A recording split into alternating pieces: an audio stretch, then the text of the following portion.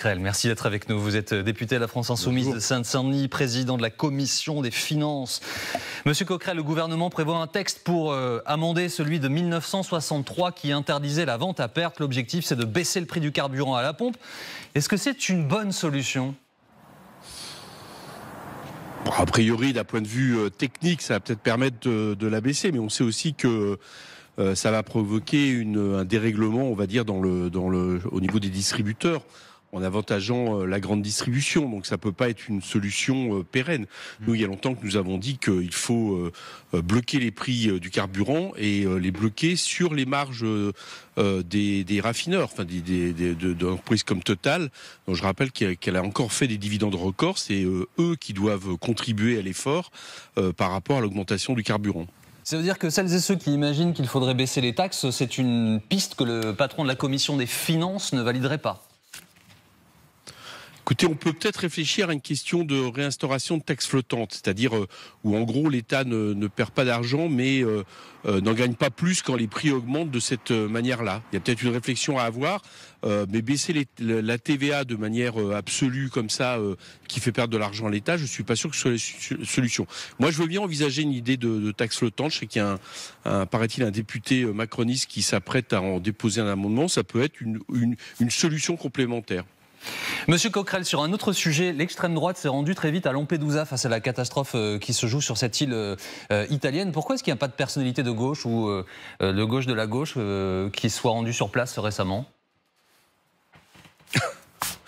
Bon, parce que je suis pas certain que ça soit notre rôle actuellement et ça soit ça que nous servons. Moi, je crois que nous sommes plus utiles pour expliquer que quand il y a un afflux de personnes qui partent dans leur pays pour les conditions cette fois-ci que nous connaissons, c'est-à-dire c'est notamment les effets de cette tempête Daniel et qui rendent une partie de la Libye invivable, eh bien il est normal que l'Europe répartisse l'effort et accueille ces réfugiés. Et voilà, je crois que je suis plus efficace devant vous aujourd'hui à LCI pour expliquer ça que de faire un départ médiatique à Lampedusa. Donc ce sont des gesticulations pour Marion Maréchal ou pour Marine Le Pen ?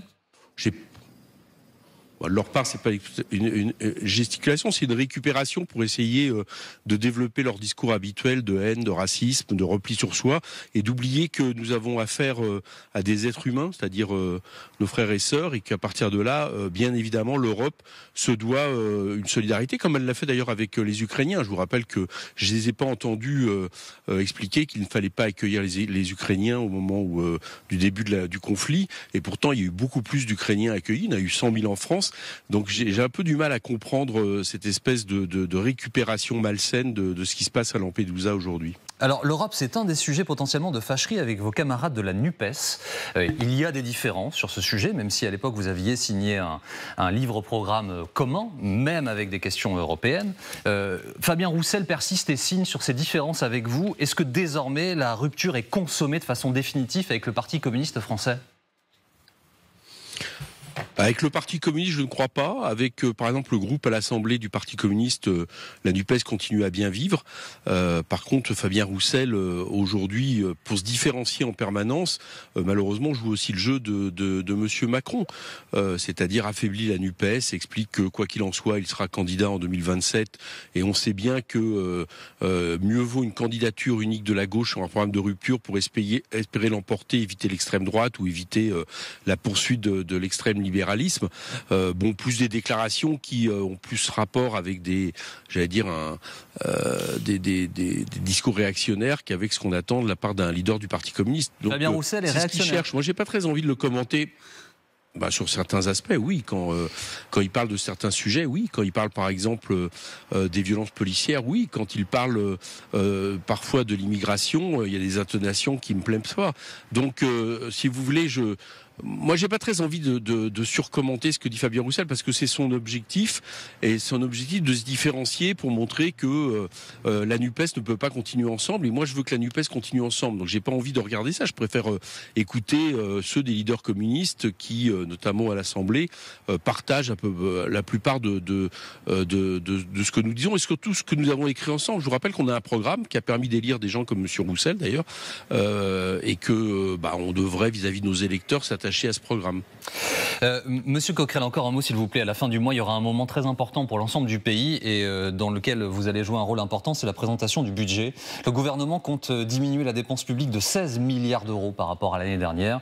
L'essentiel, en gros 10 milliards d'euros, va provenir de la suppression partielle du bouclier tarifaire pour l'électricité. Est-ce qu'on peut à la fois faire des économies dans un moment où les Français se disent en difficulté financière ? Non. Voilà. On ne peut pas rajouter aux difficultés des Français avec l'inflation, le pouvoir d'achat, le fait d'avoir moins de services publics, moins de dépenses publiques, moins de solidarité. Je ne crois pas, surtout dans un moment où, en plus de ça, il faudrait investir considérablement sur au moins 2 domaines. Je vous les donne. La question, évidemment, de la transition écologique. Et il faut plus de 7 milliards que ceux que le gouvernement s'apprête à mettre sur la table. Mais aussi, par exemple, le logement, qui est une bombe sociale, qui est une implosion sociale dans le pays qui est en train de monter. Et là aussi, qui mériterait des investissements. Donc le temps n'est pas aux investissements, il est plutôt à l'État de soutenir les efforts pour la transition écologique, pour la justice sociale. Et puis ça crée aussi des emplois. Parce que quand l'État investit, par exemple le BTP travaille pour construire des écoles, pour construire des hôpitaux, pour rénover les bâtiments. Et ça, c'est plutôt bon pour l'économie. Merci beaucoup Éric Coquerel d'avoir été avec nous ce matin en direct dans le 6-9 grâce à Valérie Labonne.